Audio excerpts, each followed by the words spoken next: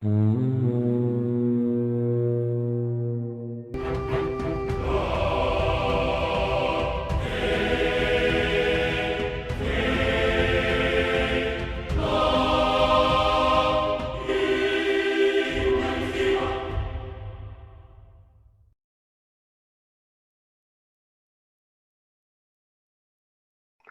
el nombre del Padre, y del Hijo, y del Espíritu Santo. Amén. Pater noster, qui es in celis, sanctificetur nomen tuum, adveniat regnum tuum, fiat voluntas tua, sicut in cielo et in terra. Pane nostrum quotidianum da nobis hodie, et dimite nobis debita nostra, sicut et nos dimittimus debitoribus nostris, et ne nos inducas in tentationem, sed libera nos a malo. Amén.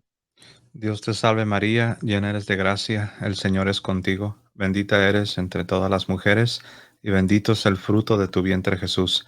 Santa María, Madre de Dios, ruega por nosotros los pecadores, ahora y en la hora de nuestra muerte. Amén.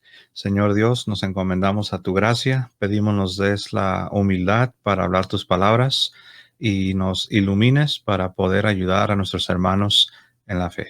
Lo pedimos por Cristo Jesús, Señor nuestro. Amén. En nombre del Padre, del Hijo, del Espíritu Santo.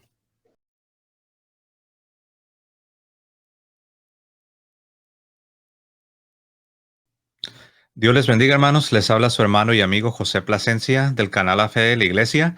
En esta ocasión tenemos un programa más para todos ustedes. Vamos a estar hablando acerca de la resurrección de nuestro Señor Jesucristo.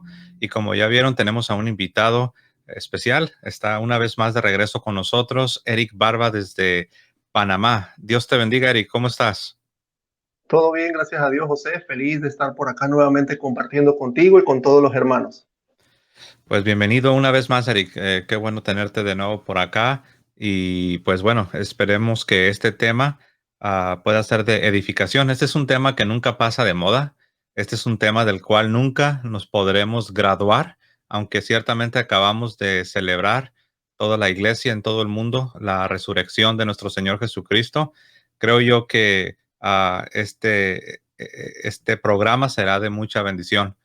Y bueno, pues como ya vieron en el título de la transmisión, vamos a hablar de la resurrección de nuestro Señor Jesucristo, pero con un toque o con una perspectiva particular. Y Eric, a manera de introducción, nos va a platicar cuál va a ser el enfoque, cuál va a ser esa perspectiva que vamos a estar tomando en esta ocasión. Adelante, Eric. Sí, más que nada la perspectiva va a ser algo catequética en el sentido de que no solo vamos a hablar de la resurrección de nuestro Señor Jesucristo, sino las resurrecciones en el contexto de la Biblia, que por supuesto ocurrieron resurrecciones, también la resurrección de nuestro Señor Jesucristo y también como tercer punto, de qué manera el arte cristiano enfoca la resurrección de nuestro Señor Jesucristo y las enseñanzas sobre la resurrección en el ámbito cristiano. Es muy interesante porque recuerden que esto va de la mano del tema de las imágenes religiosas, imágenes de las catacumbas, imágenes venerables. Es un contexto muy interesante porque así como la teología va gradualmente escarbando y profundizando las verdades reveladas, las verdades divinas, asimismo en la historia de la iglesia, porque la iglesia es histórica, el arte fue evolucionando en este tipo de ámbitos, pero vamos a enfatizarnos específicamente en el arte cristiano correspondiente a la resurrección. Qué mejor símbolo para hablar de la resurrección que la tumba vacía, ¿no? Entonces, ahí a manera de reflexión, de meditación, ahí tenemos esta imagen delante de nosotros y después vamos a darles algunas recomendaciones. Como pueden ver en sus pantallas, esa es la bibliografía que se ha utilizado y esos 3 libros los pueden ver para que si quieren ustedes buscarlos, hacer su propia lectura. Ahí tienen las 3 fuentes principales, el Catecismo de la Iglesia. Tenemos también el Diccionario Bíblico y también uno más que es el Diccionario de Teología Dogmática. Ya si quieren ver ahí los autores, pues le regresan al video al final para que puedan tomar bien la bibliografía. Y bueno, pues ahora sí, comenzando ya con nuestro tema, ya lo mencionamos, vamos a ver la resurrección. en la Biblia y en el arte cristiano. Y la primera que tenemos delante de nosotros, pues es esta pregunta, ¿no? ¿Qué es la resurrección y cuál es su importancia? Y aquí pues vamos a comenzar y vamos a pedirle a Eric que nos introduzca. A ver, ¿cómo responderías esta pregunta, Eric? ¿Qué es la resurrección y cuál es su importancia para el cristiano? Sí, antes de hablar de qué es la resurrección y su importancia, vamos a tocarlo de puntos separados, es importante saber algo. Y me pareció interesante este tema cuando vi un artículo de hace unos años atrás en el que una encuesta reveló que nosotros los cristianos en Estados Unidos, bueno, yo no estoy allá en Estados Unidos, tú sí, José, los cristianos en Estados Unidos hace unos años hizo una encuesta y decía que el 29% de los cristianos creen en la reencarnación. Y dentro de ese porcentaje hay un 36% de católicos que admiten esa creencia que es anticristiana. O sea, hablamos de, vamos a decir en un contexto global, el protestantismo, ya sea el antiguo o las sectas protestantes modernas, el 29% y el 36% de católicos creen en la reencarnación. Entonces esto significa que hay mucho por hacer, mucho por evangelizar, mucho por hablar de estos temas definitivamente que son contrarios a la resurrección de nuestro Señor Jesucristo. Y es por eso que hay que afirmar categóricamente que la resurrección de Cristo es un hecho real e histórico. Es por eso que vamos a hablar de la resurrección. ¿Qué es la resurrección? Muchos piensan que la resurrección solo se trata de que un cuerpo vuelva a la vida.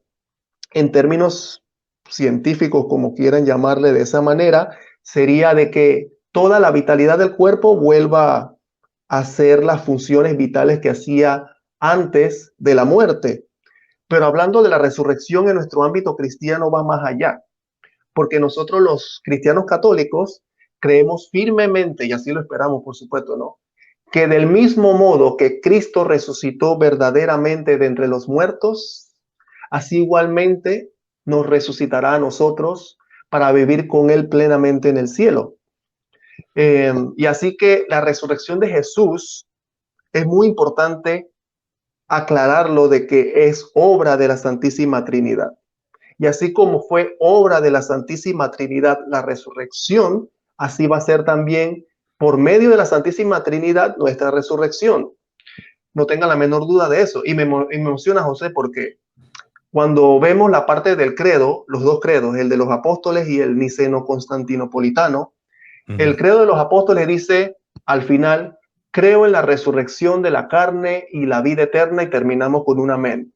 Y el credo largo, como le llaman, el niceno, dice que espero en la resurrección de los muertos y en la vida del mundo futuro. Así decimos esos dos credos. Entonces nos podemos preguntar, ¿qué nos quiere enseñar la iglesia con respecto a estas verdades de fe? Y es que para nosotros los cristianos la resurrección va más allá, como repito, que un muerto vuelva a la vida.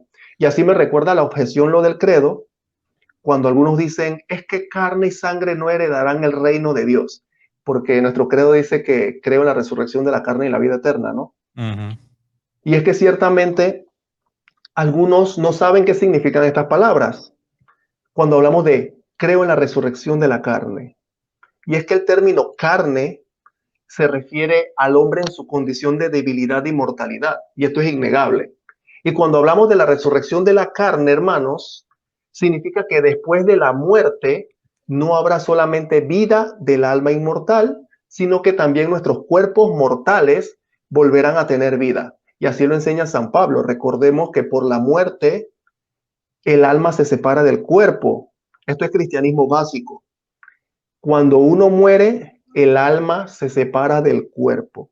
Y también aquí hay otra objeción, José, si las has escuchado, las objeciones típicas contra la intercesión de los santos y demás, cuando dicen, es que ya ellos están en la tumba, están muertos, no escuchan nada, como si el alma estuviera también en la tumba con el cuerpo, ¿no? Esto es catecismo básico, esto es lo esencial que le enseñan a los niños desde 10 años en catecismo. Cuando uno muere, el alma se separa del cuerpo. Por eso que cuando hablamos de este tipo de cosas y vemos ese tipo de objeciones de que creo que hiciste un programa con tu esposa hace poco de la intercesión de los santos, de que un santo no escucha o que prácticamente dicen que el alma está con el cuerpo en la tumba. Esto no es cristianismo. El cristiano jamás ha enseñado eso. Jesucristo no enseñó eso, los apóstoles no enseñaron eso, ni los sucesores enseñaron eso. Entonces me pregunto, ¿de dónde sacarán este tipo de enseñanzas que le llaman cristianas, de que el alma estará como en un vacío o en un tipo de dormido, de que no escucha, no siente, no sabe nada, ni sabe lo que está pasando? ¿Qué opinas, José, de esta parte de la resurrección y esta parte del alma, pues que tenemos que comprender de que el alma se separa del cuerpo y es parte de esta enseñanza de la resurrección? Sí, así es. De ahí la importancia de tener una iglesia que enseñe, pero que enseñe infaliblemente, no falible. Porque hablamos mucho de hablar infaliblemente, ¿no? O hablamos mucho de la infalibilidad, pero muchas veces no nos detenemos a pensar en lo contrario, en la falibilidad. Y eso sucede precisamente con los grupos cristianos que se han separado de la iglesia. Todas sus creencias, todas sus doctrinas son falibles. Puede llegar otro maestro, otro teólogo, con la libre interpretación y puede cambiar la doctrina. Y varias de esas ideas que acabas de mencionar, Eric, tienen su partida precisamente en el mundo protestante, en estos grupos, en esas comunidades cristianas que no reconocen la infalibilidad de la iglesia para enseñar con firmeza, con solidez. Esto es, y como se dice, ¿no? Punto y se acabó, se acabó, no hay más controversia, pero eso no existe en el mundo protestante. Y pues, por ejemplo, tú mencionabas, ¿no? Hay quienes creen que cuando el cuerpo muere, eh, eh, el, el, el, el, el, el ser humano, o sea, la persona, su alma está como dormida. Algunos otros tienen otras ideas, que no hay una alma distinta al cuerpo, sino que es el mismo cuerpo. Algunos creen, como ya lo mencionaste, ¿no? En estas estadísticas que se hicieron en los Estados Unidos, las encuestas, como algunos llamándose cristianos, en la realidad, más que creer en una resurrección de la carne, pues creen en una reencarnación. Y hay que decirlo, ¿no? Aún dentro de la iglesia hay muchos que no pudieran distinguir o no pudieran explicarte bien cuál es la diferencia entre encarnación y resurrección. Así es de que creo que sí es muy importante. Qué bueno que empezaste introduciendo el tema con trayendo todo esto a la mesa, ¿no? Porque muchas veces asumimos que porque yo, cuando digo yo no me refiero a mí, a José Plasencia, sino cualquier católico, porque nosotros entendemos bien, asumimos que ya que todo mundo, o que todos los católicos, que toda la iglesia tiene una buena comprensión y no siempre es así. Por eso se hace necesario volver a repasar estos temas, ¿no? Y me gustó lo que dijiste. Quiero recalcar un poco, Eric, cuando dijiste, esto es resurrección. No es simplemente que que un cuerpo vuelva a la vida, sino es una resurrección. Por ejemplo, y estoy seguro que más adelante lo vas a tocar, el ejemplo de Lázaro, ¿no? O sea, resucitar significa ya no volver a morir. Y sabemos que hubo otras resurrecciones que algunos prefieren llamarles restauraciones. La vida fue restaurada, pero después de unos años, volvieron a morir. De la resurrección de la que vamos a hablar es la resurrección para vida eterna, ¿no? Entonces, no es lo mismo restauración que resurrección. Y bueno, no me quiero adelantar, pero creo yo que es bien importante todo esto. En 1 Corintios 15, en el verso 35, San Pablo dice, alguno preguntará, ¿y cómo resucitan los muertos? O sea, exactamente qué debemos entender cuando hablamos de la resurrección de la carne. ¿Cómo resucitan los muertos? ¿Con qué cuerpo vendrán? Porque el cuerpo se lo comen los gusanos. Ujú. Algunos cuerpos ya son hechos polvo. ¿Con qué cuerpo vendrán? Y dice San Pablo, insensato, lo que tú siembras no recibe vida si antes no muere. Y al sembrar, no siembras el cuerpo que llegará a ser un día, sino un simple grano de trigo, por ejemplo, o de cualquier otra planta. Pero Dios le da el cuerpo según ha querido y a cada semilla su propio cuerpo. No toda carne es la misma carne, sino que una cosa es la carne de los humanos, otra la carne de los animales, otra la carne de las aves y otra la de los peces. O sea, aquí San Pablo está hablando de que hay diversidad y todo esto lo está diciendo para prepararnos para decir que el cuerpo de la resurrección es distinto. Sí es cuerpo y sí es una resurrección corporal, pero es un cuerpo transformado, elevado. Y vean las palabras que escoge San Pablo a continuación. Hay cuerpos celestes, verso 40. Hay cuerpos celestes y cuerpos terrestres, pero el resplandor de los celestes es uno y el de los terrestres es otro. Uno es el resplandor del sol y otro el resplandor de la luna y otro el resplandor de las estrellas, pues una estrella se distingue de otra por su brillo. Lo mismo es la resurrección de los muertos. Por eso les dije que Él nos está preparando para explicarnos esto. Lo mismo es la resurrección de los muertos. Se siembra un cuerpo corruptible, resucita uno incorruptible. Se siembra un cuerpo sin gloria, resucita uno glorioso. Se siembra un cuerpo débil, resucita un cuerpo lleno de fortaleza. Se siembra un cuerpo animal, o sea, terrenal, y dice San Pablo, resucita un cuerpo espiritual. Y esta parte es a donde quería llegar. Noten cómo San Pablo dice un cuerpo espiritual. La resurrección de la carne, la resurrección del cuerpo es algo real, concreto, será algo palpable, porque Jesús comía con los discípulos y lo tocaban, caminaron juntos. No seremos fantasmas, pero será un cuerpo sin las limitaciones del cuerpo terrenal, un cuerpo ya transformado.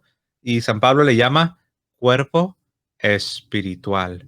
Y creo yo que esto es importante porque nos podemos confundir. Podemos decir, pues, ¿qué va a ser? Va a ser corporal o va a ser espiritual? Y la pregunta es, perdón, la respuesta es las dos cosas. No es lo uno o lo otro. Es corporal, pero también es un cuerpo espiritual, un cuerpo transformado. ¿Cómo ves, Eric? Sí, creo que los amigos testigos de Jehová enseñan casualmente eso, ¿no? De que Jesucristo no resucitó con un cuerpo real, sino con un cuerpo tipo fantasma, ¿verdad? Si mal no recuerdo que Aparente, ¿no? ellos enseñan algo así. Pero no sé si tienes por ahí el versículo 51, que él habla de Sí, la transformación. Creo que por ahí él habla el sí, versículo aquí 51 está. de la transformación, ¿Lo ¿sí? leo? Sí, sí, por favor. El 51. Mirad, os voy a declarar un misterio. No todos moriremos, pero todos seremos transformados. Ese es el Transformados, ahí 51. está. Sí, ahí está el detalle. Transformación. Y ya tú hablaste de transformación en que un cuerpo terrenal, como él viene explicando por muchos versículos anteriores, cuerpo terrenal a un cuerpo espiritual. Pero el cuerpo espiritual no significa que no sea real. Ujú. Creo que hasta O me que no lo rimó, puedas José. tocar, o que no lo puedas Sí, tocar. creo que hasta me rimó esa frase. Un cuerpo espiritual no significa que no sea real. Entonces, antes de llegar a la resurrección, sí, que me dio risa porque creo que lo rimé. Ah, Eh, sí, sí, sonó como una rima. sí, antes de hablar de la resurrección, tenemos que tocar un punto, solamente un detalle que también sería bueno para un programa diferente. La muerte. La muerte es consecuencia del pecado. Entonces, ¿qué necesitamos para resucitar? Morir, morir. Aunque como dice San Pablo, enseña en ese versículo, no todos moriremos, sino que seremos transformados. Llegará un momento en el fin del mundo, cuando nuestro Señor Jesucristo regrese, de que algunos no habrán muerto, sin embargo, van a ser transformados. Entonces, como mencionaba, el pecado es consecuencia de esta situación. La muerte es consecuencia del pecado, y así lo ha enseñado la iglesia por 2000 años, que la muerte es consecuencia del pecado. Pero hay un detalle interesante para hablar de este tema de la resurrección, para tener un contexto amplio, que aunque el hombre poseyera una naturaleza mortal, hablando de Adán y Eva, por supuesto, no, Dios lo destinaba a no morir en un comienzo. Dios lo destinaba a no morir. Entonces, tenemos que hablar que la muerte fue contraria a los designios de Dios. Y repito, entró en el mundo como consecuencia del pecado y esa enseñanza es clara. No sé si por ahí puedes ir buscando, hermano José, y disculpa por molestarte, el libro de la sabiduría de Salomón, en el capítulo 1 y en el capítulo 2 nos menciona esto, que esta enseñanza que estoy dando, que aunque el hombre poseyera una naturaleza mortal, o sea, Dios hizo a Adán y a Eva, Ujú. Dios lo destinaba a no morir. ¿Puedes Entonces, repetir el capítulo y el verso? Sabiduría, capítulo 1, versículo Ujú. 13 y 14. Y ahorita te digo también el capítulo 2. No sé si ya lo tienes por allí. Tú me dices y yo ya estoy listo. Dale, pues, adelante. Y ahorita sigo explicando otra cosa. Muy bien, el Sabiduría 1:13. Porque Dios no ha hecho la muerte, ni se complace destruyendo a los vivos. Él todo lo creó para que subsistiera, y las criaturas del mundo son saludables. No hay en ellas veneno de muerte, ni el abismo reina en la tierra. Sí, aquí Es el está capítulo 14. prácticamente el capítulo 1, ¿verdad? 1:14. Sí, es lo que estaba diciendo, que Dios no hizo al hombre para que muriera. Esto es una enseñanza clara. Y ahí donde vienen las teorías, las enseñanzas teológicas, de que qué hubiese pasado si Adán y Eva no hubiera pecado. Y vienen estas también hipótesis, bueno, Adán y Eva si no hubiera pecado, Jesucristo hubiese venido a la tierra de igual manera para restaurar al hombre de otra manera, en otra situación. Y he escuchado en este tipo de situaciones, José, que Ujú. no me quiero salir mucho del tema, pero he escuchado también estas enseñanzas teológicas de teorías y ¿cómo se le llama eso? Teoría especulativa. De Si Adán y Eva conspiración. no, no, especulativa, especulativa. No conspiranoicas, especulativa. De Ah, que ok. dicen de que si Adán y Eva no hubiesen pecado, bueno, Jesucristo posiblemente igual se hubiera reencarnado para darnos ejemplo de cómo llegar al cielo y cosas así. No sé si alguna vez los has escuchado en algunos seminarios o algo de teología. Yo lo No he me ha tocado. escuchado, sí, yo sí lo he escuchado en unos libros, Ujú, ver ese tipo de comentarios, ¿no? Entonces, como Dios no destinaba a morir al hombre de esa manera, ujú, tenía otros planes para él. En el capítulo 2 del mismo libro de sabiduría que tienes ahí en el versículo 23, si me puedes ayudar a leer, que ujú. entonces, si Dios no destinó al hombre a morir, entonces, ¿qué fue lo que sucedió?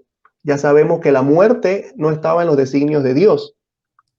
Entonces, en el capítulo 2 del libro de sabiduría, versículos 23 y 24, nos pueden dar luces con respecto a este tema, de por qué Dios no destinaba a morir al hombre, sino que tenía otro plan, pero algo sucedió.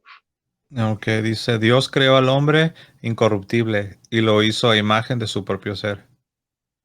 Mas por envidia del diablo entró la muerte en el mundo y la experimentan los de su bando.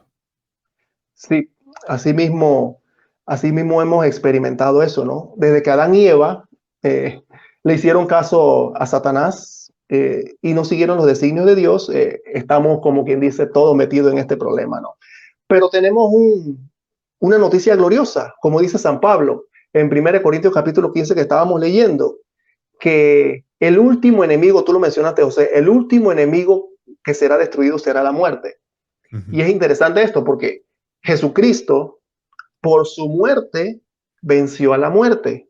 Repito, Jesucristo, por su muerte, venció a la muerte, abriéndonos hacia todos nosotros la posibilidad de la salvación. Y es allí donde Dios nos otorga esa gracia, ¿no?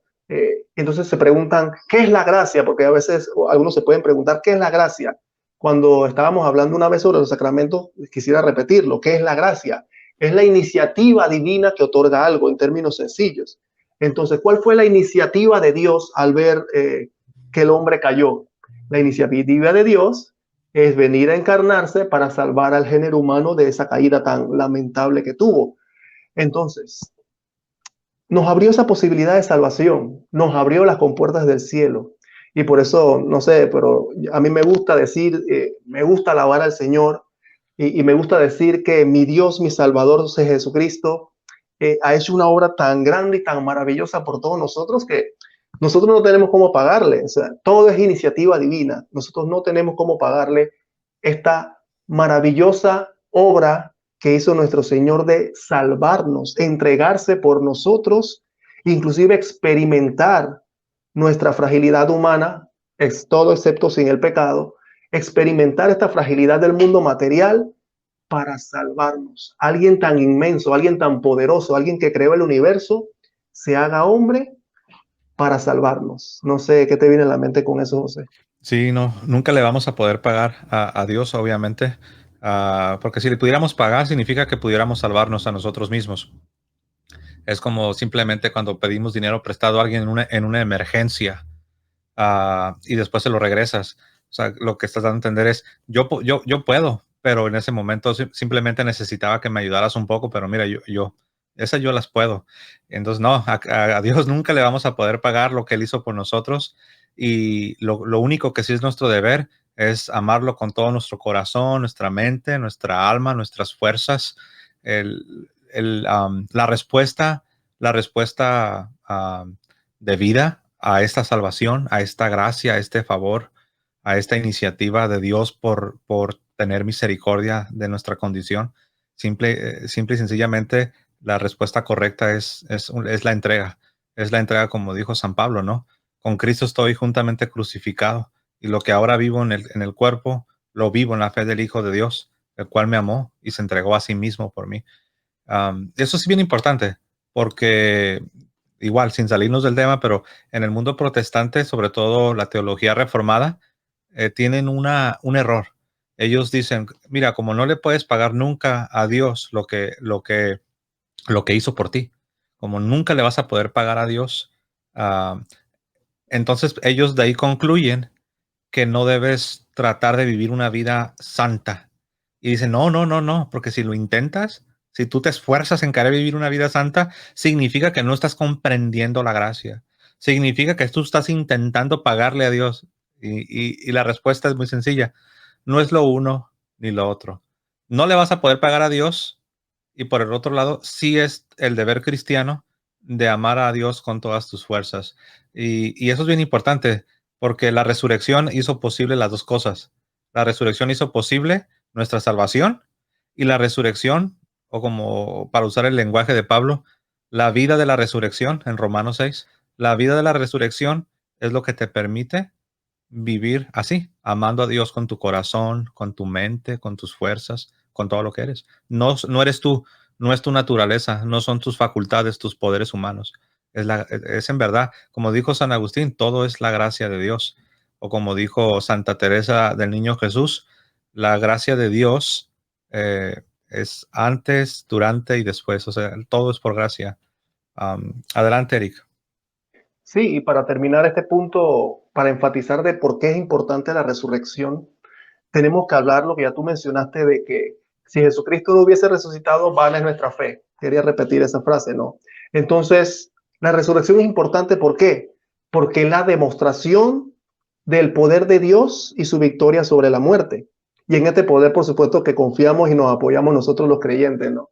Entonces, también porque es importante, porque la resurrección es un hecho de alcance universal que abarca toda la historia humana y el destino de todo ser humano, como le hemos dicho anteriormente. Y para terminar, José, ¿por qué es importante la resurrección? Porque tenemos que tomar dos referencias a esto. En la iglesia es importante para nosotros en el sentido de que, aparte de todo lo que hemos mencionado, ¿no? Tenemos que considerar que uno es el día de fiesta semanal por la resurrección, es el día de fiesta semanal, y dos, que como ese día es de fiesta semanal, celebramos el único culto verdadero de la nueva alianza, que es la Santísima Eucaristía. ¿Cómo lo ves, José? Es el día de fiesta semanal por la resurrección, y es el día que celebramos el único culto verdadero de la nueva alianza, que es la Eucaristía. Por supuesto que celebramos la Eucaristía todos los días, los 365 días del año, pero el domingo, día que Cristo venció a la muerte, es un día tan especial, tan pero tan especial, que es incomparable lo que tenemos aquí en la Santa Iglesia Católica para celebrar con todos nuestros hermanos y también con aquellos hermanos que no son católicos. Por eso estamos tan felices, estamos tan alegres de que vayamos a la iglesia a tomar el cuerpo de Cristo en un día tan glorioso en que Cristo venció a la muerte. Así es. Y esta gloria, este día glorioso, no hubiese sido posible si no hubiera sido por aquel día de pasión, aquel día de aflicción. Antes de la resurrección está el sacrificio, está la muerte, está la pasión, está ese trance doloroso. Y eso es bien importante, hablando del domingo, hablando del Día del Señor, hablando de esta celebración semanal, porque algunos que no son católicos y ven el énfasis que nosotros en la iglesia tenemos en el sacrificio del Señor Jesucristo, dices que ustedes no le ponen énfasis a la resurrección. Ustedes en la Santa Misa, todo el énfasis está ahí en la muerte, en el sacrificio. Y repito las palabras con las cuales comencé. Antes de la resurrección está la muerte. Antes del día glorioso está el día de la aflicción. Y en la Santa Misa, precisamente lo que estamos haciendo es unirnos y es contemplar aquel día de la aflicción, aquel día de la pasión, aquel día doloroso que redundaría en esa gloriosa resurrección que también es celebrada en la Santa Misa, pero no de manera aislada como en algunas otras tradiciones. No celebramos la resurrección de manera aislada, de manera desconectada, sino que como siempre lo hacía San Pablo, si tú revisas los escritos paulinos, cuando él hablaba de la resurrección, siempre se encargaba de hablar de Cristo crucificado. Él decía, hemos predicado a Cristo crucificado o a Cristo y este crucificado y con Cristo estoy juntamente crucificado. Y después dice, y ya no vivo yo, mas Cristo vive en mí, para poder vivir la vida nueva, la vida cristiana, la vida de la gracia, para poder estar en armonía con este Dios bueno y bondadoso que te cambia, que te transforma, que te aparta del mal. Es necesario estar unido también a la muerte de Cristo. Y cada domingo, cada día del Señor, cada día glorioso, las dos cosas están unidas. La pasión del Señor y también su resurrección. Y de esta Inclu- manera, yo sé que es una nota apologética, ¿no? Porque yo ya estoy escuchando, oh, es que ustedes ponen mucho énfasis en la muerte de Cristo. Adelante, Eric. No, no, quería solamente recordar a los hermanos, y no solo la pasión, muerte y resurrección de Cristo, sino inclusive en las plegarias solicitamos la presencia de Cristo en nuestra vida y que venga pronto, que venga con su segunda venida. No recuerdan lo que dice el sacerdote para lo que se le olvida. Después que el sacerdote hace su plegaria, dice, este es el sacramento de nuestra fe. ¿Y qué decimos nosotros? Anunciamos tu muerte, proclamamos tu resurrección y tres, ven Ven, Señor Señor Jesús. Jesús. Maranata, así es. Así que no tienen que tener miedo cuando también hay personas que dicen, ay, Cristo viene pronto, conviértete. Y con ese tema así tipo miedo, tipo apocalíptico, de que tú eres no sé qué, tú eres un católico, tienes que convertirte porque Cristo viene. Nosotros decimos que Cristo venga todos los domingos, todos los días de misa. Ven, Señor Jesús, Maranata. O sea, y no, a veces se nos olvida esas cositas, ¿no? Así que proclamamos todo eso en conjunto que tú bien mencionas. Pasión, muerte, resurrección y que venga nuestro Señor Jesucristo. Así esperamos nosotros los cristianos católicos, pero con alegría, no con Amén. miedo. No, el amor vence el temor. Lo que vence el temor es nuestra fe. Y el corazón de nuestra fe es de lo que estamos hablando. Es esa gloriosa resurrección. Amén. ¿Seguimos con la siguiente, Eric? ¿O Sí, sí, adelante, adelante. valga la redundancia, no? Seguimos con la siguiente. Ok. Vamos a ver. Ok, vamos para acá. Muy bien, ahora tenemos nuestra siguiente lámina. Como ya saben, hermanos, estamos hablando de la importancia de la resurrección y también, como vamos a ver en unos instantes, en el arte sagrado, que es un reflejo de la fe cristiana. Bueno, la bibliografía, pues ya la tienen ahí, ya se las recomendamos. Recuerden que estamos viendo también la resurrección no solo en la Biblia, sino también vamos a ver en un momento más en el arte cristiano, que también el arte cristiano predica, el arte cristiano es un testimonio. Y bueno, ¿qué es la resurrección y cuál es su importancia? Ya lo estuvimos dialogando Eric y yo. Y ahora sí tenemos hechos sucesivos en la resurrección. Los acontecimientos mencionados, es decir, el sepulcro vacío y apariciones de la mañana de Pascua y las apariciones siguen un orden interesante en los relatos bíblicos, en los relatos de la Biblia. Muy bien. ¿Cómo ves, Eric? Aquí. Sí, estos hechos sucesivos, antes de hablar dónde se mencionan resurrecciones en la Biblia, es importante como a modo introductorio, ¿no? Y ahora te voy a pedir nuevamente que me ayudes porque necesito ahora ver un texto bíblico en 2 de Macabeos capítulo 7, para ver si lo puedes ir buscando, A mientras ver. digo lo siguiente como a modo de introducción. 2 de Macabeos capítulo 7, verso 9. Y es que en estos hechos sucesivos de la resurrección tenemos que mencionar que en el tiempo de nuestro Señor Jesucristo, los fariseos admitían la resurrección de los cuerpos. Los fariseos. Eh, los saduceos la negaban, así como también vemos en la Sagrada Escritura. Y es que la resurrección era creída desde el Antiguo Testamento y se dice clara y directamente como en el texto que te estoy diciendo, Ok. José y a los ¿Es hermanos. segundo de Macabeos? Segundo de Macabeos, capítulo 7, versos 9 y 14. Ok, lo leo. Ujú. Segundo de Macabeos 7, versos 9 al 14, ¿verdad? Ah, Dice así. Y estando a punto de morir, dijo, no. Por ello también éste sufrió a su vez la tortura como el primero. Y estando a punto de morir, perdón, aquí ya me estoy repitiendo, estando a punto de morir, dijo, tú malvado, nos arrancas la vida presente, pero cuando hayamos muerto por su ley, el Rey del universo nos resucitará para una vida eterna. Después se burlaron del tercero. Cuando le pidieron que sacara la lengua, lo hizo enseguida y presentó las manos con gran valor y habló dignamente. Del cielo las recibí y por sus leyes las desprecio. Espero recobrarlas del mismo Dios.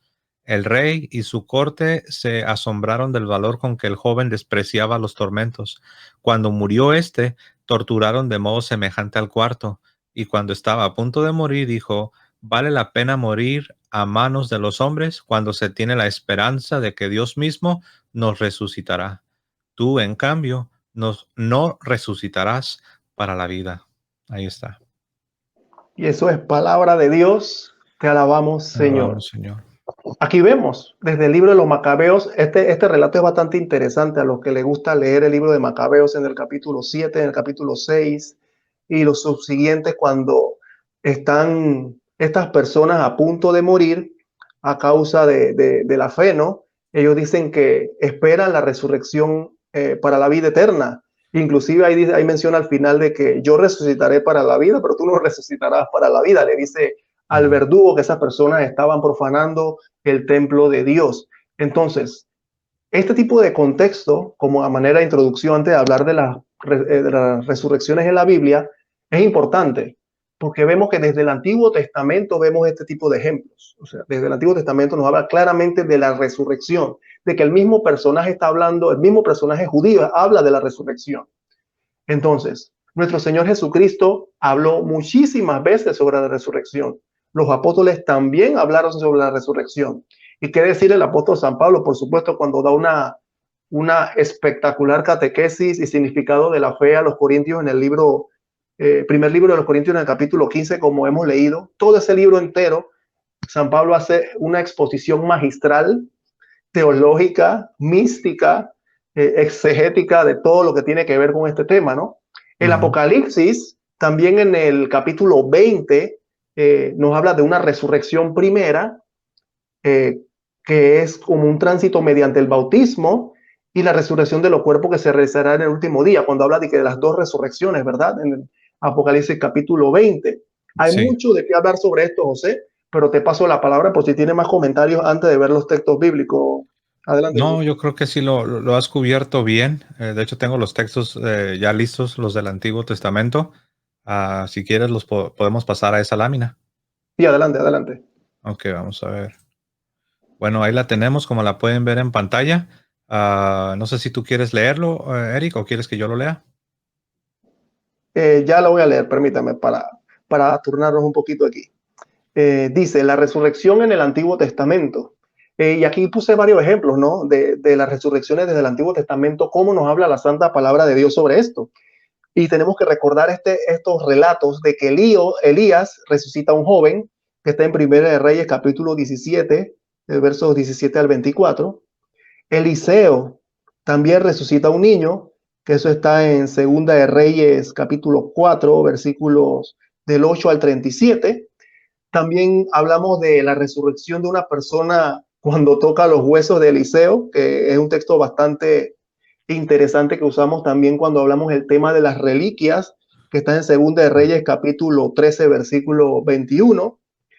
También tenemos que recordar en el texto del profeta Ezequiel sobre los huesos secos que vuelven a tomar vida, Ezequiel capítulo 37, y también en el libro de Daniel, que profetiza la resurrección de justos y pecadores en el capítulo 12, versículo 2. Todos estos textos del Antiguo Testamento es como siempre hemos hablado, la sombra de las realidades futuras. Y hay algunas que inclusive nos hablan de una manera bastante directa.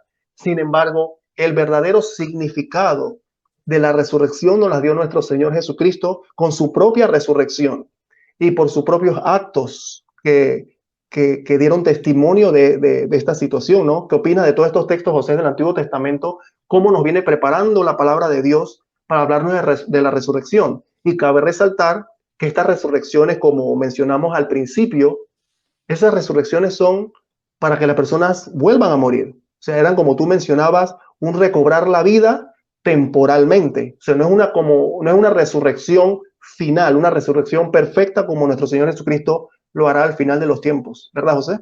Sí, así es. Yo creo que todos estos pasajes del Antiguo Testamento pues muestran cómo los saduceos, que eran un grupo, una secta, por así decirlo, en el judaísmo, cómo ellos erraban, porque ellos sí decían que creían en el Dios de Abraham, en el Dios de la Biblia. Ellos decían que creían en la revelación divina, pero ellos tenían un problema con lo sobrenatural. Y obviamente, ¿no? ¿Qué más sobrenatural que la resurrección, ¿no? Y ellos negaban la resurrección.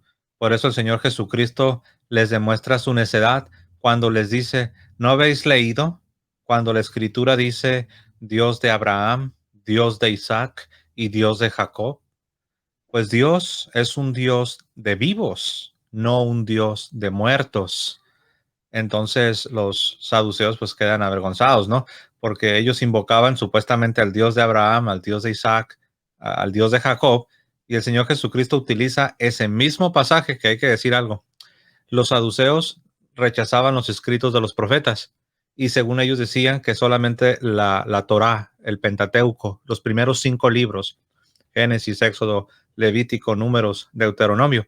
Y el Señor Jesucristo lo que hace es con su mismo canon, por así decirlo, con el mismo canon de los saduceos, les echa al suelo su error, ¿no? Su argumentación en contra de la resurrección. Y les dice, mira, es como si Jesús les dijo, ustedes tienen un canon que aceptan, que son los primeros 5 libros, la Torá, el Pentateuco. Les voy a demostrar con esos 5 libros que la resurrección es real. Pues la escritura dice en esos 5 libros, Dios de Abraham, Dios de Isaac, Dios de Jacob. Noten que dice Dios de, y les dice, Dios no es un Dios de muertos, Dios es un Dios de vivos. Y ahí hay un paralelo que no voy a salirme del tema, pero también hoy en nuestros días hay grupos de personas que dicen creer en la Biblia, que dicen creer en el Dios de la Biblia, y sí creen, pero tienen un problema semejante a los saduceos. Tienen un rechazo por cosas sobrenaturales, cosas que están más allá de la razón o cosas que son así como sobrenaturales, como tú dijiste al principio, Eric, la comunión de los santos, ¿cómo es posible que los santos puedan interceder? Ellos están muertos. Pues lo mismo pudiéramos responder. No, Dios no es un Dios de muertos, Dios es un Dios de vivos. Ellos están vivos. Adelante, Eric. Y es donde vemos lo que he mencionado muchas veces, que la fe cristiana, la verdadera fe cristiana es una fe sobrenatural y la fe es un don de Dios. La fe es un don de Dios, que no se les olvide, porque hay personas que no tienen fe y se pueden preguntar, pero ¿por qué esas personas no tienen fe? Porque Dios tiene que inculcar la fe en el corazón de esa persona. Y la fe cristiana es una fe sobrenatural. Las cosas que hizo nuestro Señor Jesucristo llevan muchos ámbitos sobrenaturales. Entonces, estas cosas suceden, lamentablemente, cuando hay grupos de hermanos que piensan así, como tú bien mencionas, de repente, tipo los saduceos, de que no quieren saber nada de lo sobrenatural, porque queremos racionalizar la fe. O sea, yo no creo en lo que no entiendo.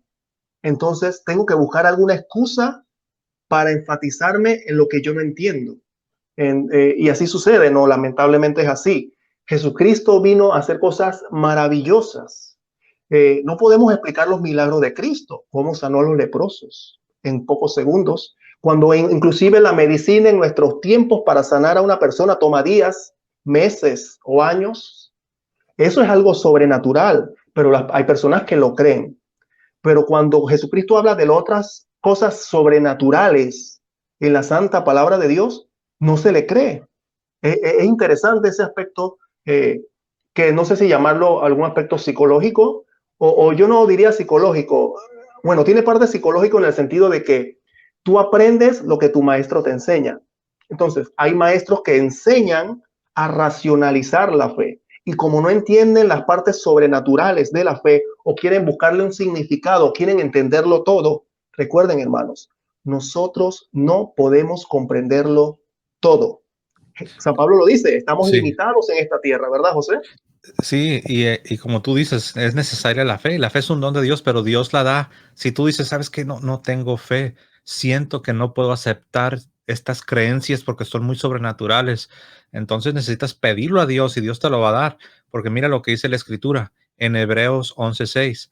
Dice, sin fe es imposible agradar a Dios. Sin fe es imposible complacerlo, dice esta traducción. Pues el que se acerca a Dios debe creer. El que se acerca a Dios debe creer. Eso me pasó a mí en mi adolescencia. Yo me quería acercar a Dios, pero sin creer, hasta que alguien tuvo la valentía de decirme en mi cara, tu problema es que tú te quieres acercar a Dios, pero tú ya vienes predispuesto. Tú ya vienes con la determinación de que esto no es verdad. Y nos dice aquí Hebreos 11:6, sin fe es imposible complacer a Dios, pues el que se acerca a Dios debe creer que existe, y vean lo que dice después, y que recompensa, o sea, que Dios recompensa, Dios se manifiesta, Dios se revela, y que recompensa a quienes lo buscan. Y ese es el capítulo de la fe, Hebreos capítulo 11. De modo que los saduceos tenían un problema con su fe. Hoy en día hay también personas que tienen ciertos problemas con ciertas cosas sobrenaturales. Y recuerden que estamos comentando lo que estamos comentando, porque estamos hablando de la sobrenaturalidad de la resurrección. La resurrección es algo sobrenatural, es algo que el- eleva lo natural a otro plano. Por eso hablamos de sobre, encima de, arriba de. Eleva lo natural a lo divino. Ujú, Por eso lleva mucho sentido esa palabra cuando Dios dice, hagamos al hombre a nuestra imagen y semejanza. Entre imagen y semejanza abarca muchas cosas. Podemos tener muchas cualidades de Dios, inteligencia, la voluntad. Y cuando estamos en este mundo terreno para volver a Dios, en temas de la resurrección, que es un aspecto sobrenatural, tendremos el cuerpo transformado así como lo tiene nuestro Señor Jesucristo.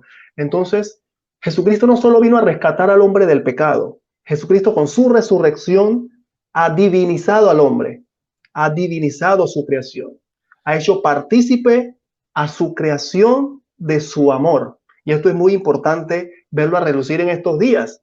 No es que vamos a ser dioses, no vamos a ser otros dioses como hay ujú. unos grupos que dicen que vamos a ser dioses en otro planeta, creo que son los amigos Mormones. mormones, sí, pero este aspecto de divinizar su creación, de hacer partícipe a su creación de su obra, es muy importante para nosotros porque la Santa Palabra de Dios lo dice. Ciertamente hay unas personas que no comprenden bien estos términos teológicos y se desvían para otras cosas, como bien mencionaban los amigos de hace poco, pero es muy importante que ustedes comprendan la magnitud de, de, de la circunstancia que trajo nuestro Señor Jesucristo al resucitar.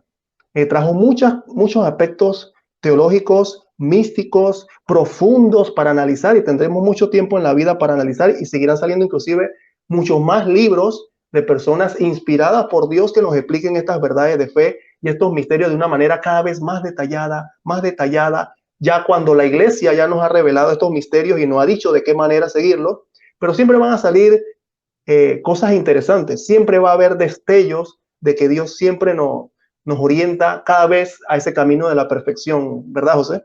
Así es. Y la resurrección, como bien señalaste, Eric, no nos va a hacer dioses, no vamos a ser así como pequeños dioses, pero como dijo San Pedro, el primer papa, en su segunda encíclica, segunda de Pedro 1:3, nos dice San Pedro lo siguiente: como todas las cosas que pertenecen a la vida y a la piedad, nos han sido dadas por su divino poder, mediante el conocimiento de aquel que nos llamó por su gloria y excelencia, por medio de las cuales nos ha dado preciosas y grandísimas promesas. Vean este lenguaje. Nos ha dado preciosas y grandísimas promesas para que por estas promesas llegaseis a ser participantes de la naturaleza divina. Divina, wow. Wow. ¿Sabes qué me vino a la mente, Eric? ¿Te acuerdas de aquella famosa frase de San Atanasio que dijo que él se hizo hombre para que nosotros pudiéramos hacernos creo que la palabra que él usó es divinos. Él participó de nuestra humanidad para que nosotros pudiéramos participar de su divinidad.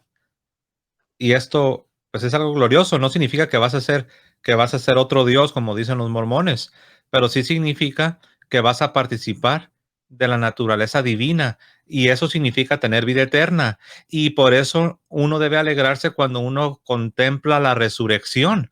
Por eso debes alegrarte cuando renunciando al mundo, renunciando al pecado, negándote a ti mismo, crucificando tus deseos, te unes a Cristo, porque haciendo eso, es renunciando a todo eso, te unes a la muerte para así, como dice San Pablo en Romanos 6, andar en Resucitar vida con nueva, él. ¿no?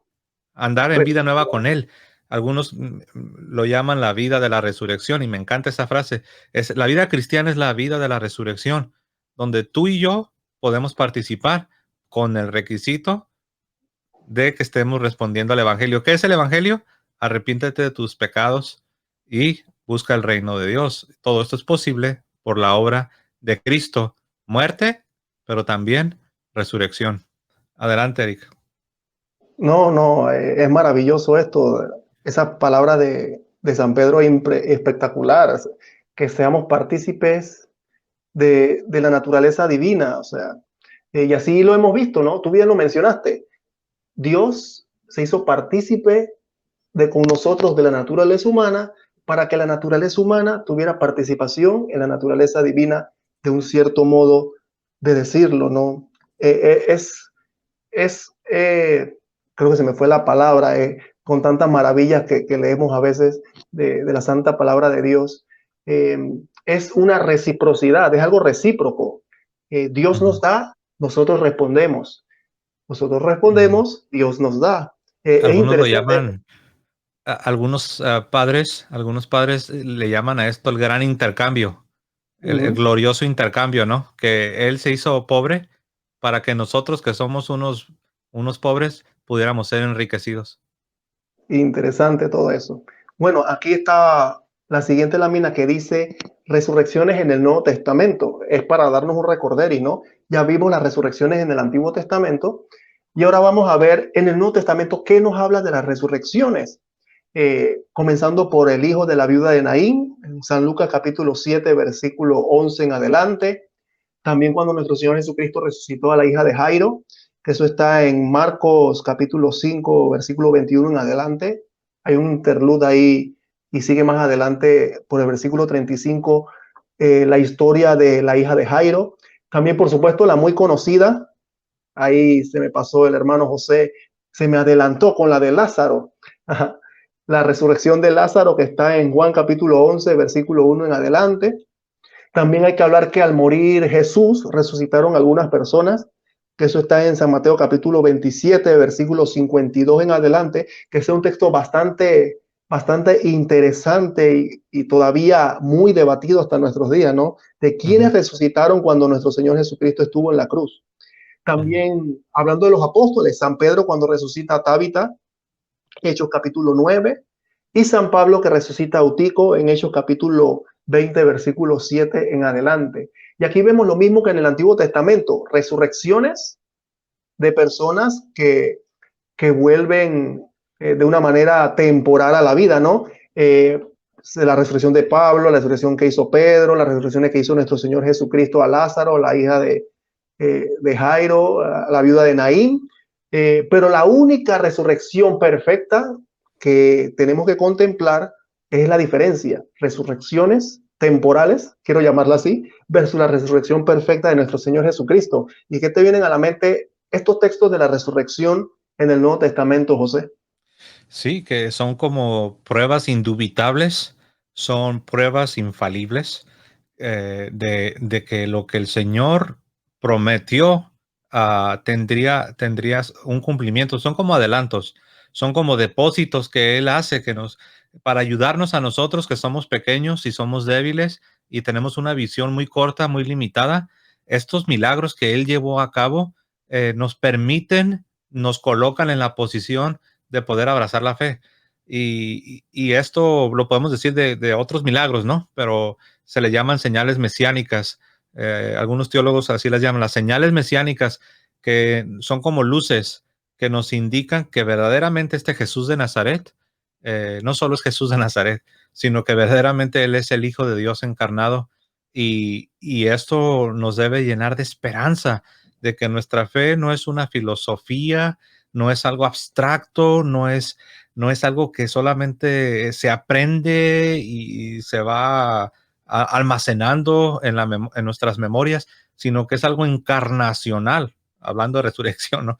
Es algo que es real, es algo palpable, es algo completo, abarca todas las dimensiones de nuestra existencia. No solo es mi intelecto, no solo es mi espiritualidad, sino es mi ser, es lo que soy, es, como dijo San Pablo, somos y nos movemos. Y es algo más real que lo que podemos ver, es algo más real que lo que podemos tocar. Como tú dijiste al principio, me gustó la frase, no sé si la puedes recordar, a que sonó como una rima, cuando dijiste que te salió como rima, que dijiste que lo espiritual, lo No espiritual es significa, más. ah, Ujú. que un cuerpo espiritual no significa que no sea real. Así es. Entonces, lo mismo puedo decir de las realidades espirituales. Las realidades espirituales no significa que no son reales o que son menos reales porque no las veo, porque no las toco, porque no las percibo con mis sentidos externos. Entonces son de menor grado. Al contrario, son de mayor grado. Por eso no las puedes ver aún, por eso no las puedes tocar. Y no porque sean realidades espirituales, no significa que son menos reales o que no son reales en todo el sentido de la palabra. Como alguien dijo, el cristianismo no hace menos al hombre, el cristianismo hace más al hombre.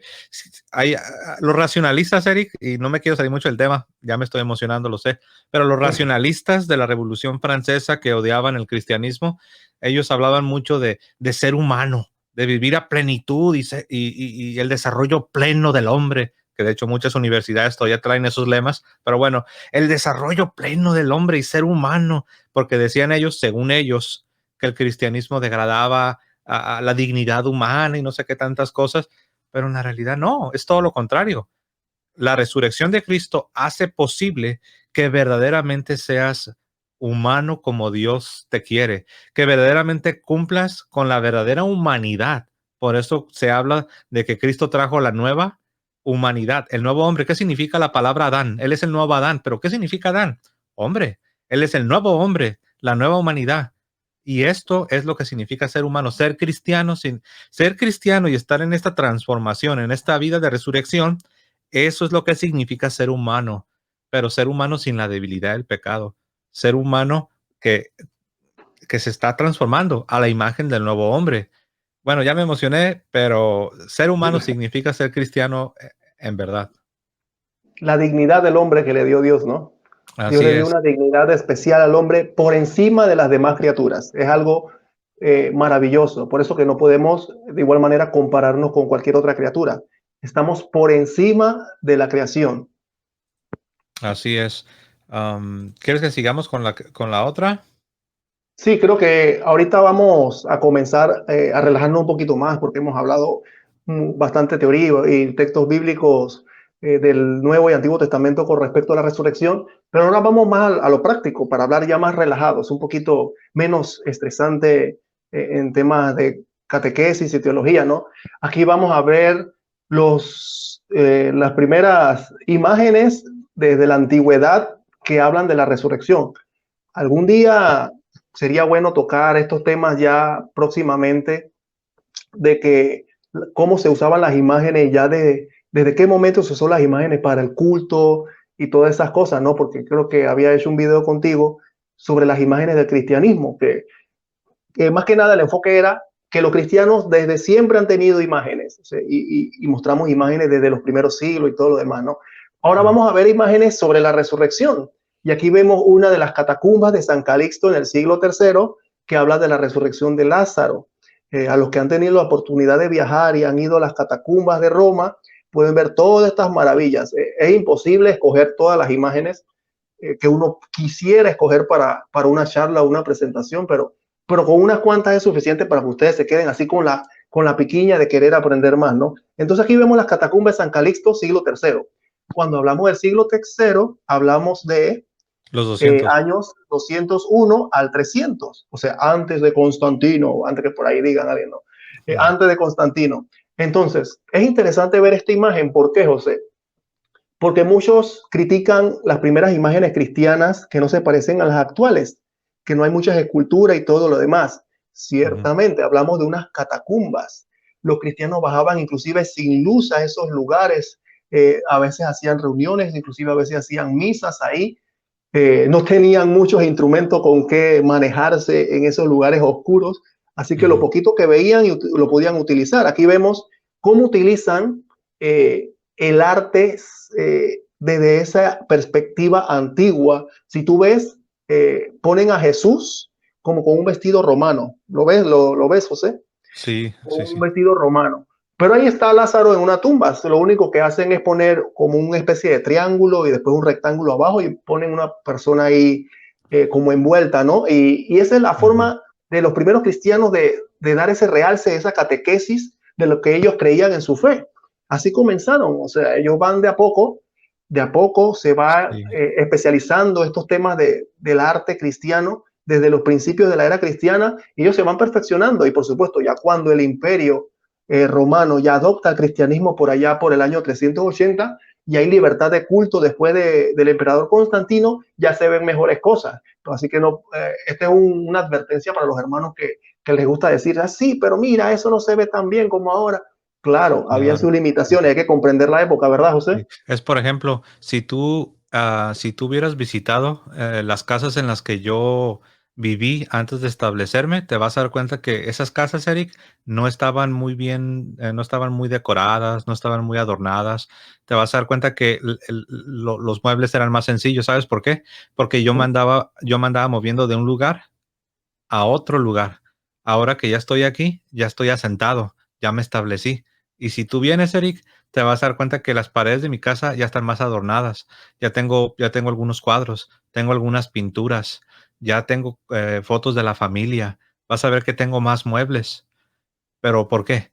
Porque ya estoy establecido, porque ya no me ando moviendo de un lugar para otro. Es lo mismo con los cristianos. Cuando estaban ellos siendo perseguidos, no tenían el lujo, no se podían dar el lujo de adornar sus iglesias como ahora sí las pueden hacer, porque ahora están establecidos, porque ahora tienen más recursos, porque ahora ya no están siendo perseguidos, o al menos la mayoría no, ¿verdad? Porque sabemos que sí hay quienes están siendo perseguidos. Y dicho sea de paso, Eric, ese es un buen ejemplo, ¿no, Eric? Si uno va y visita las iglesias de los cristianos que están en persecución, uno se va a dar cuenta que se parecen a las catacumbas en lo sencillo, en que sus adornos no son tan elaborados. ¿Cómo ves, Eric? Sí, es muy importante porque para ese tiempo hasta la tinta valía demasiado dinero. O sea, tenemos que entrar en el contexto de la época. Aquí vemos la otra imagen del siglo tercero que Jesús resucita a Lázaro. Aquí vemos a Jesús con una muchedumbre de gente. Recuerden el texto del Evangelio que dice que las personas se burlaban, que entonces decía eh, los familiares de Lázaro, no, mi Señor ya lleva tantos días de fallecido y huele mal. Pero ¿qué hace nuestro Señor Jesucristo? Mm, Resucita a Lázaro, resucita. Y esto me es bastante interesante, esta imagen, ahora que veo la muchedumbre, así es la perspectiva de los primeros cristianos, o sea, catequizar, evangelizar, simbolizar su fe a través de imágenes de lo que ellos creían. Y esto me recuerda el Evangelio de Juan capítulo 6 cuando, cuando vemos esa incredulidad del pueblo judío que hasta a mí me asombra bastante. O sea, cuando yo leo esa parte del Evangelio, me quedo como pasmado. O sea, estamos viendo todas estas resurrecciones que Jesucristo hizo, todos estos signos que Jesucristo hizo, y en el capítulo 6 aún así preguntan, no sé si recuerda esa frase, José, dicen, ¿qué signo haces para que creamos en ti? ¿Qué milagro Moisés no, haces? Moisés no dio comer el maná del desierto. Mm. ¿Tú qué haces para que nosotros creamos en ti? Y yo acá viendo la Biblia, yo leyendo eso, yo me pregunto, oye, pero si ha resucitado a no sé cuántas personas, le dio de comer a más de 5,000 personas y todavía tienen el descaro de decir que qué milagro haces para que creamos en ti. Yo no puedo Entonces, creer, yo no puedo creerlo. y ahí hay un paralelo con la tentación de los israelitas cuando tentaron a Dios en el desierto. ¿Te acuerdas Ujú. que dijeron, a ver si es cierto que Dios nos puede dar algo que no sea, ya estamos enfadados de comer puro pan, puro maná? Y dice que tentaron a Dios y lo provocaron y a ver si Dios puede, a ver si Él puede darnos lo que queremos. Y es interesante porque también ahí lo tentaron y después, bueno, te parece que quieres decir algo. No, no, no, sí, es eso mismo que estás comentando. Le preguntaron a Dios, ¿puede darnos Dios a comer Sí. carne? Y Dios le mandó el botón de codornices. Ahora hambrientos que quedaron llenos y no sabían qué más hacer. Y Bueno, así sabes, mismo lo Señor Jesucristo, ¿verdad? sí, sí, sí. Y mira algo interesante, sin salirnos mucho del tema. Si tú ves lo que acababa de suceder antes de que pidieran otro milagro, otra señal, lo que acababa de suceder es que Cristo les acababa de dar de comer. Y Ujú, es interesante porque en el Antiguo Testamento dijo, podrá darnos a comer carne y ya les había dado pan. Y acá también ujú. es lo mismo, les acababa de dar pan a comer. Y cuando lo tentaron, ¿tú qué señal haces? Y el Señor Jesucristo les dice, yo soy el pan de vida y el que no coma mi carne. O sea, es interesante. Eso no puede ser una coincidencia. Yo sé que no es el tema, pero nada más para que vean, la tentación de los israelitas tiene un paralelo con la tentación de los judíos y el milagro de que Dios te dé a comer la carne de Cristo, también tiene una correlación con el Antiguo Testamento. ¿Podrá este darnos a comer carne? Y Cristo les dijo, mi carne que yo les daré es mi cuerpo. Pero bueno, yo sé que ese es otro tema, ¿no? Am, ¿Quieres que sigamos con la otra? Sí, adelante, José. Muy bien, entonces vamos para allá. A ver, permítame. Aquí ya sé. Ok, ahora sí.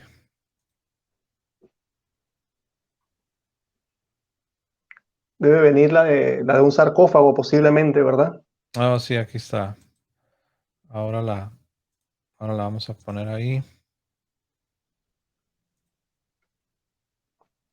Sí, aquí está. ¿Me escucha, José? Sí. Sí, bueno, aquí vemos un sarcófago cristiano y el crismón, que es un signo cristiano desde esa época, ¿no? Año 359 después de Cristo, este es un sarcófago cristiano. Entonces, este sarcófago tiene interesantes connotaciones si lo ven aquí. Ahora sí vemos un sarcófago un poquito más elaborado con una escultura. Y ciertamente no todos los cristianos cuando morían se le hacía un sarcófago de esta manera. Ah, se conoce de que este ya sería una persona con un poco adinerada, ¿no? Un poco Ujú. de, de incremento de dinero para poder hacer este tipo de cosas. No sé si puedes pasar entonces para ver unos detalles de este sarcófago que están en el centro con el crismón, que es muy importante a reducir. Aquí está.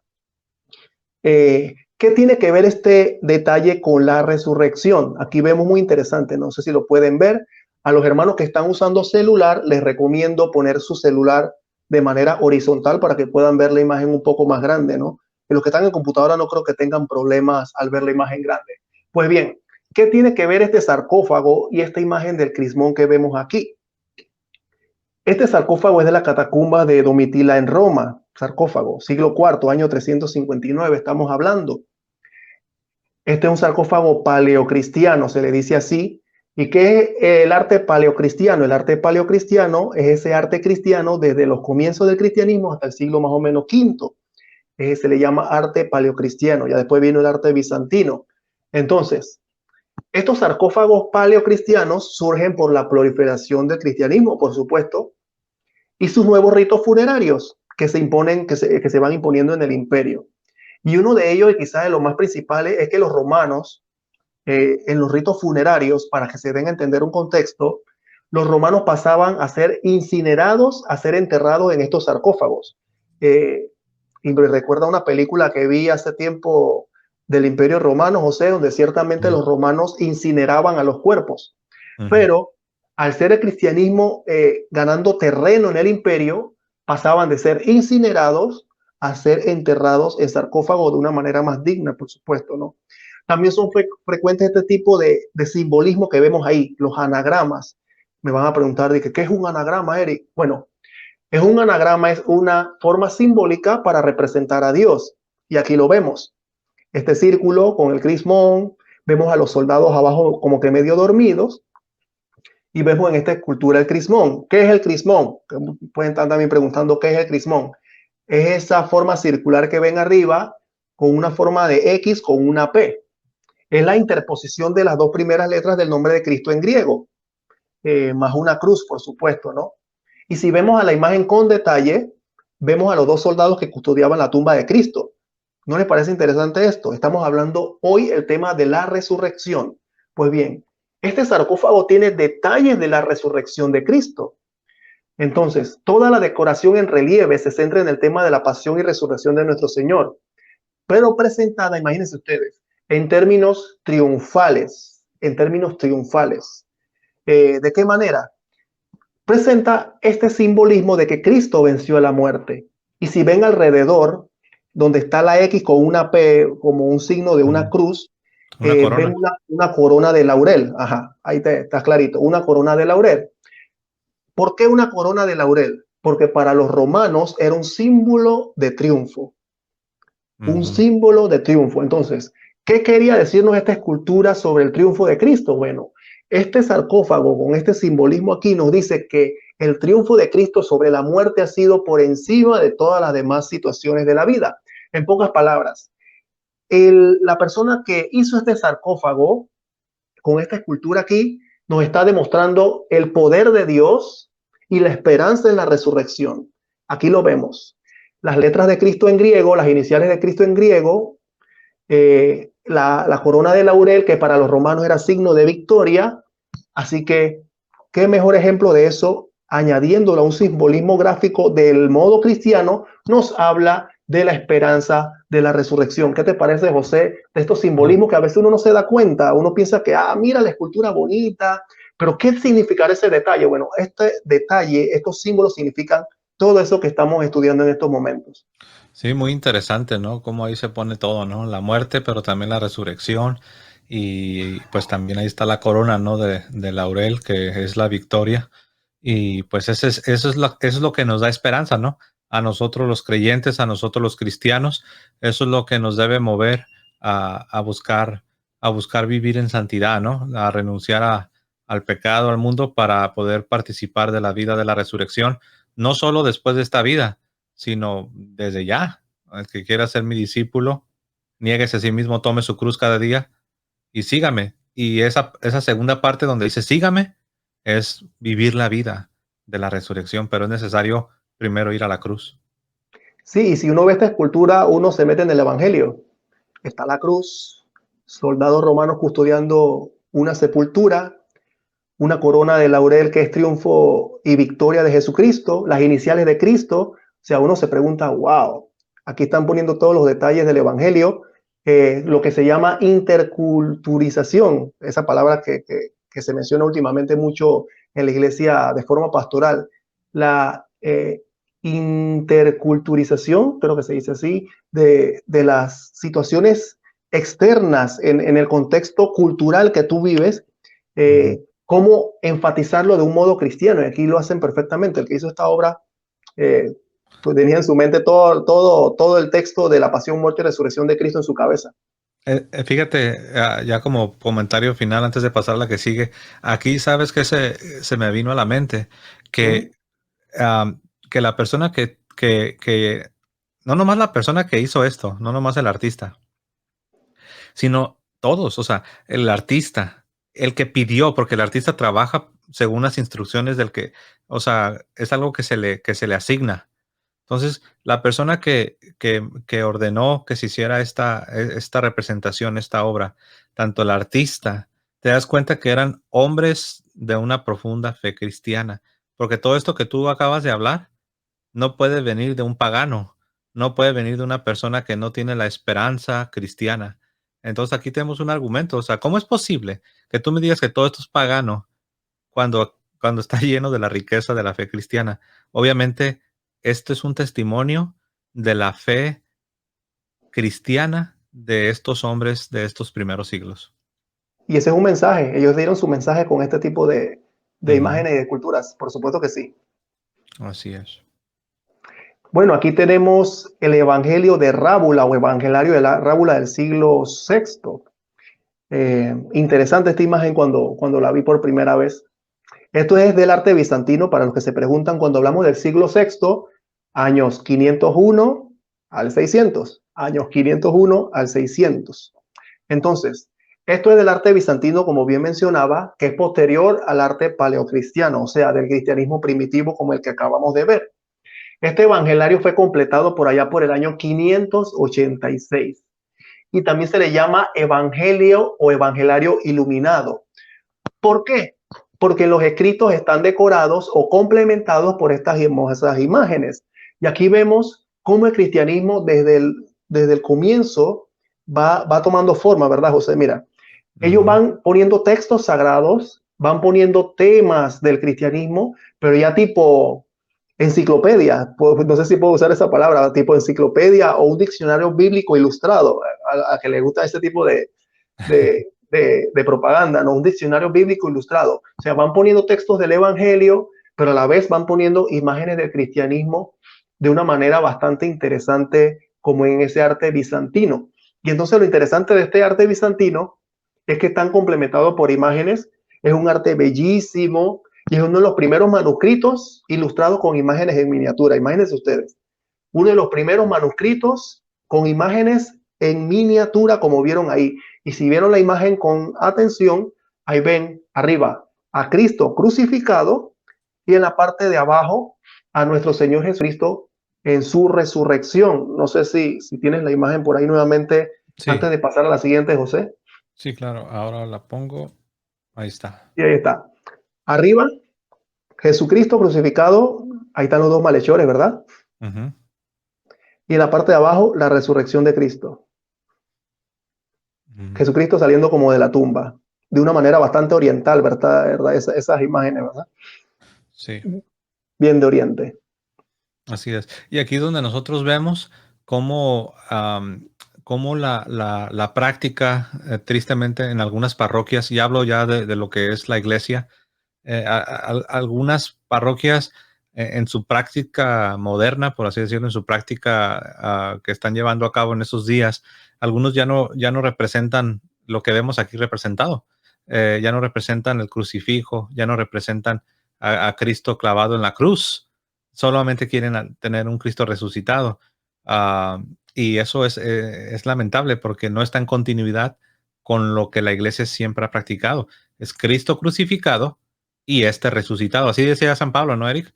Yo predico a Cristo crucificado y este Y resucitado. aquí, y aquí en esta imagen es clara. Esta imagen tiene 1500 años. Ujú, Presentan a Jesucristo y presentan también la resurrección de Cristo. O sea, no ponen una cosa a la otra, ponen todas las cosas pertenecientes a nuestro Señor Jesucristo de una manera bastante didáctica.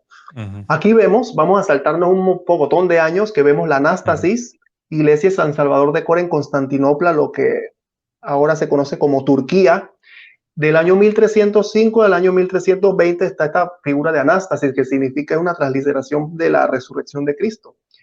Aquí vemos una imagen de la resurrección, estas imágenes del imperio por allá turco, el imperio bizantino, iba a decir imperio de los otomanos, mira por dónde ando yo. Bueno, del imperio de Oriente, es interesante estas figuras. Miren cómo ya se van decorando las iglesias de un modo interesante. No significa que hasta el año 1300 se comenzaron a decorar iglesias, porque recordemos que en otro video anterior de las imágenes de los primeros cristianos, vemos hasta una iglesia de los primeros 2 siglos, la dura Europa de Siria, con este tipo de cosas en las catacumbas y demás, ¿no? Cuando se comenzaron a decorar iglesias con imágenes. Para el que piensa de que no, mira, entonces estás poniendo una iglesia decorada en el año 1300. No, no.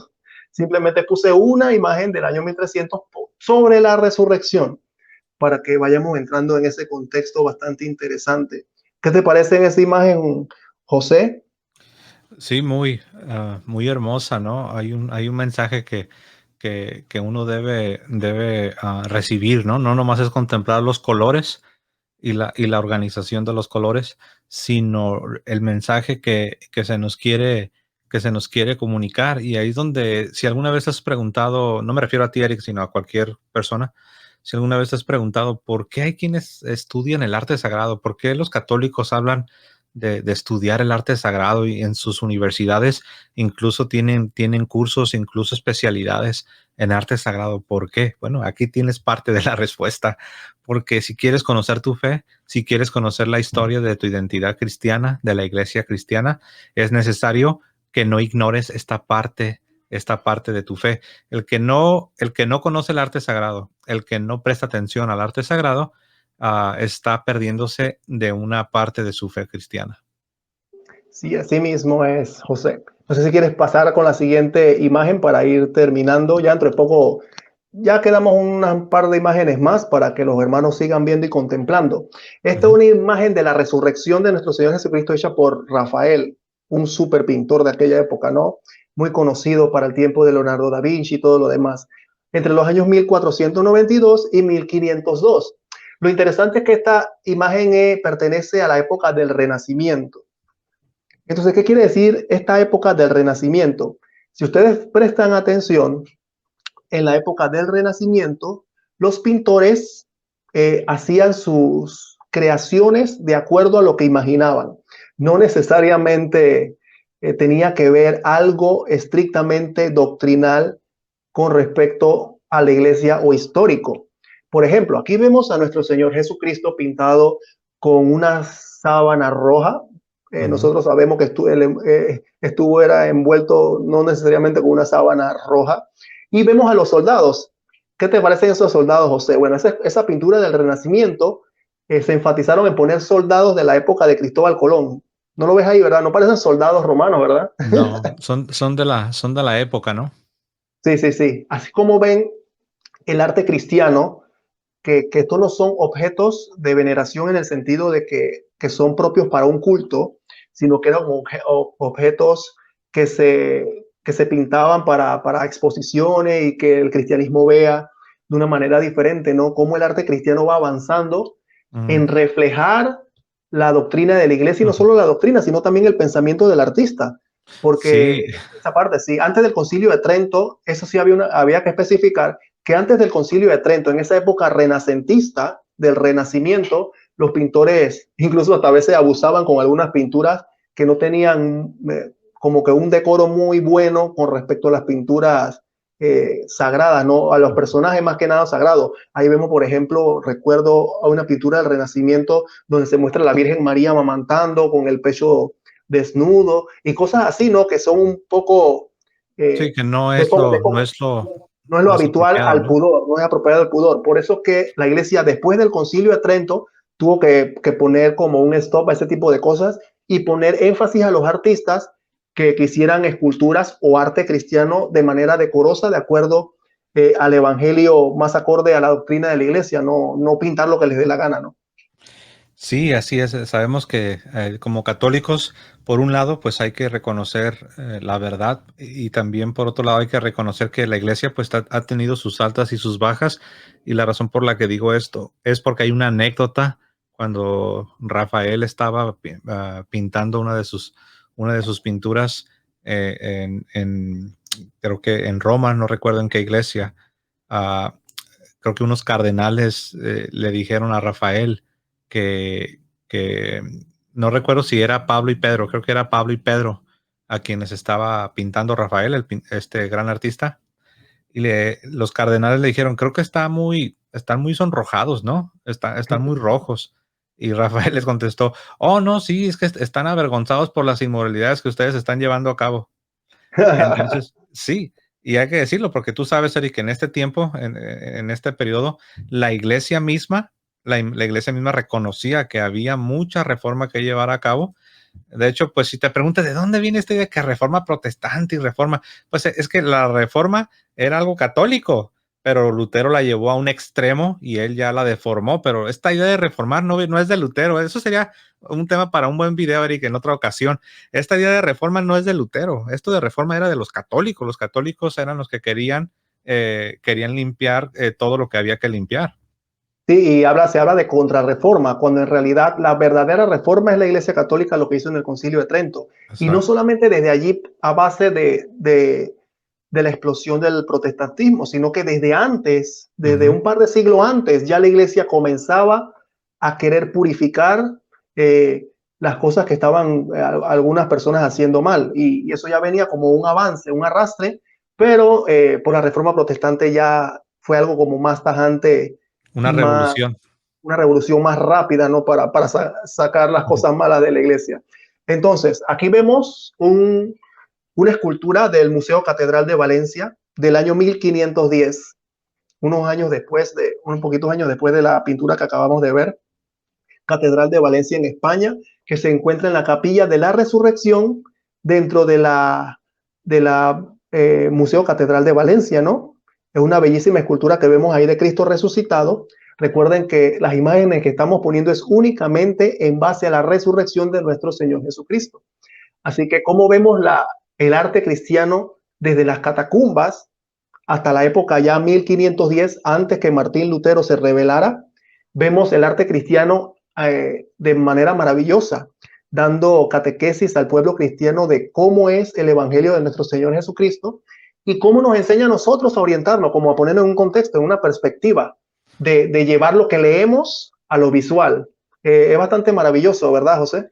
Sí, fíjate que esta última imagen del Museo Catedral de Valencia, no me tocó verla esta última vez que estuve visitando por ahí, no la vi, no es cierto, estoy bromeando, no, nunca he ido para allá.